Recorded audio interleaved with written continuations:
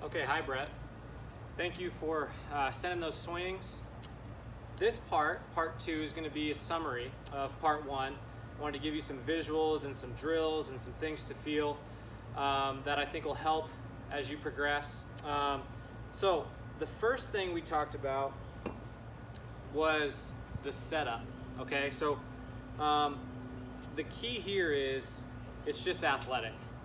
So setup for a golf swing, yeah, it's still, yeah, it's sort of relaxed, yeah, it's pretty static, but we still want to feel athletic, because what we're doing when we're setting up to a golf ball is we're prepping the movement that we're about to create. So the setup should sort of should mirror what you're about to do. So that being said, me setting up for a little chip shot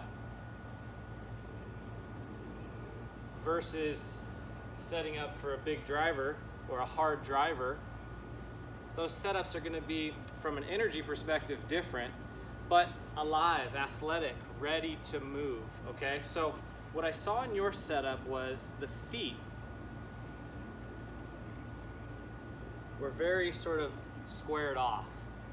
And so what that causes is, if the feet are too squared off, it's going to cause issues with balance, because the golf swing's happening on an arc, and it's also moving in, out, and around. So if the feet are very squared off, it's going to make it hard to work on this arc. It's going to make everything too linear. And so what we want to feel is, if I was going to field a ground ball in baseball, or if I was going to play defense sort of in basketball, or if I was walking under center to take a snap, you can see that my legs here are engaged, my quads are engaged, the knees are athletic, they're not pinched in, they're sort of pushed out over the feet, and the feet aren't squared off, they're opened up slightly, because we want to be able to move in both directions at any moment. Okay, so that's the first thing in the feet. I want the right foot slightly turned out, the left foot slightly more turned out, the legs sort of supporting the pelvis. This is sort of the roots of this tree here. So we want that to be grounded and stable, okay? So right foot, left foot turned out.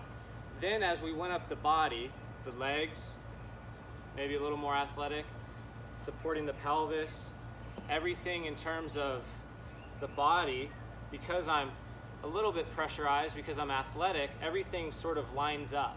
So my shoulders don't not match my hips, my ribs don't match my hips and feet and legs. Everything sort of naturally, when you become athletic, aligns itself. And so we want the same thing in the golf swing. So my thighs, my knees, my shins, my hips, my ribs, my shoulders, all parallel to each other. And then my arms will sort of come under my shoulders, and my hands will come together sort of just to the left of the center of my body. So all these lines match. I'm balanced, I'm level, and I'm ready to move, okay? So what we saw with you was your head had a tendency to get cocked in this direction here. And so that set your eye line. If I use this yellow line as sort of the ball line here, your head was cocked in this direction. And what we saw was that caused the takeaway to kind of go down your eye line or outside. So what we want is the head and neck to be centered and balanced to the body when we bend over. So you can see here that my eye line is straight down the ball line. Okay, so it won't affect my arc when I take the club back. So we get the body athletic, we get the feet athletic, get the legs athletic, everything lined up, everything prepped, everything ready to go, and then the head centered and balanced to the body. Because this whole thing is about balance, sequencing, and having the club in rhythm, in balance, and moving together. So that's setup. Now, what I mentioned in your grip was this hand was a little bit under here, so I could see this left thumb, and the right arm was sort of under in this direction, the right palm. So that V in my right hand is pointing well out to the right of my shoulder. Where what you saw with Mac was that this hand, so right where, I'll come closer, right where this thumb sits on the shaft, the pad of this hand is on top of that thumb. And then if you get up close, this trigger finger is set up like this. So you can see that now this V in my right trigger is pointing about right here, but I've got, what I've really got is pressure against the back of the shaft, and that's what we need with this trigger finger.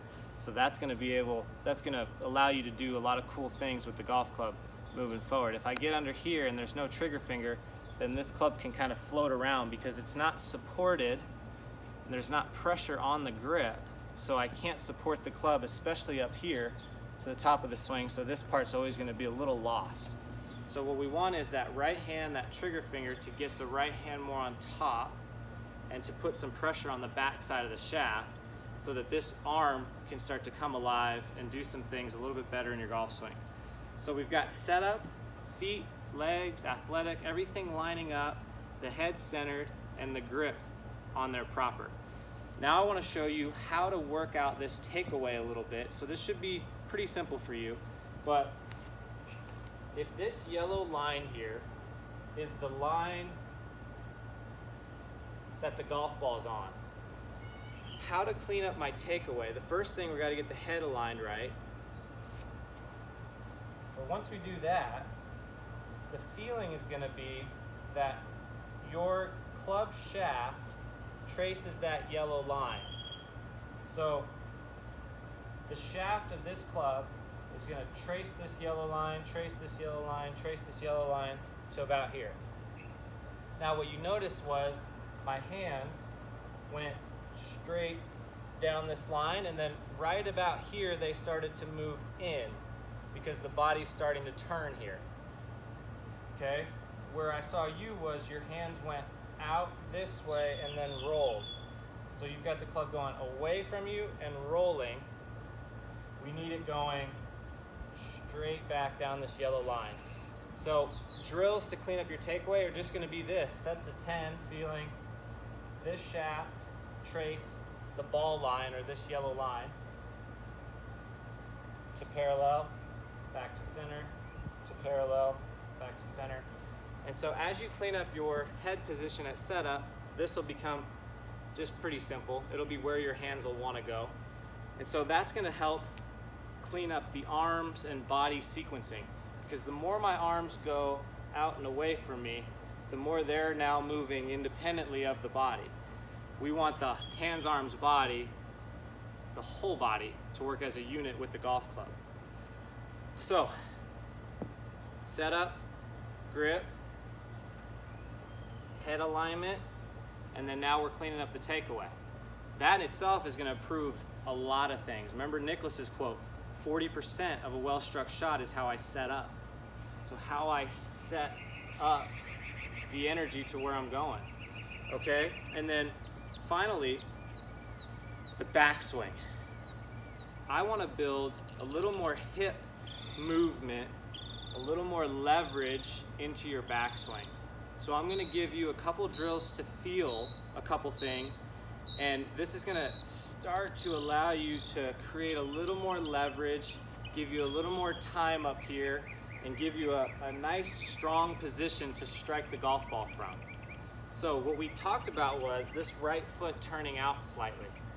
Now that we've got this right foot turned out, it's going to be easier for this right hip to sort of pivot straight back. So if you notice, if I just turn my shoulders, I've only got about this much range of motion. So let's say that's 45 degrees. Well, what gets my shoulders to 90 degrees? If this is 0, that's 45. What gets my shoulders to 90? Watch my hips.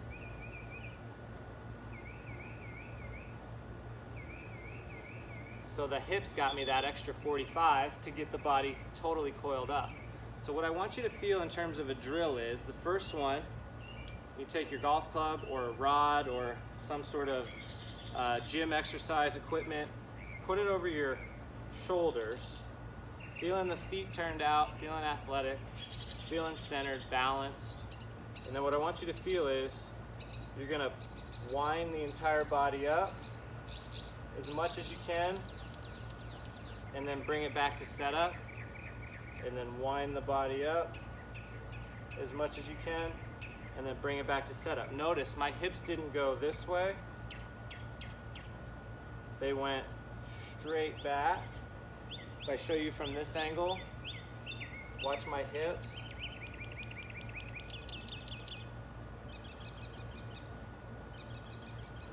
They moved like I'm drawing up a punch, moved in this direction. So, rod on the shoulders, 3 sets of 10. 1, 2, 3. Just opening up the turn, opening up the body, opening up the upper back, and opening up the rib cage and the right hip, the right glute. You'll notice if you're up against a wall and you're a fist length away from a wall, when you get to the top of the backswing, this hip should be pushing into the wall. So this is gonna pivot straight back. Now, this right knee, because you've got the right foot turned out, isn't gonna lock out. It's not gonna be in a weak position for you here. It's gonna be set up strong, almost like you're on the pitcher's mound, ready to wind up and throw. This right foot's placed in a strong position so that as you wind up, this right hip is supported here. And this right leg is allowing you to move, or giving you strength and leverage to support the club better, to move it down into impact better. So, cleaning up the takeaway, cleaning up the top of the backswing, and then the final drill I'll have you do to the top of the backswing is, I want you to set up with 2 fists, feet turned out, athletic, ready to move, ready to play defense.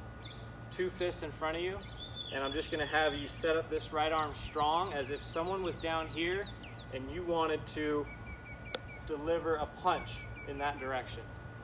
So it's gonna look like this.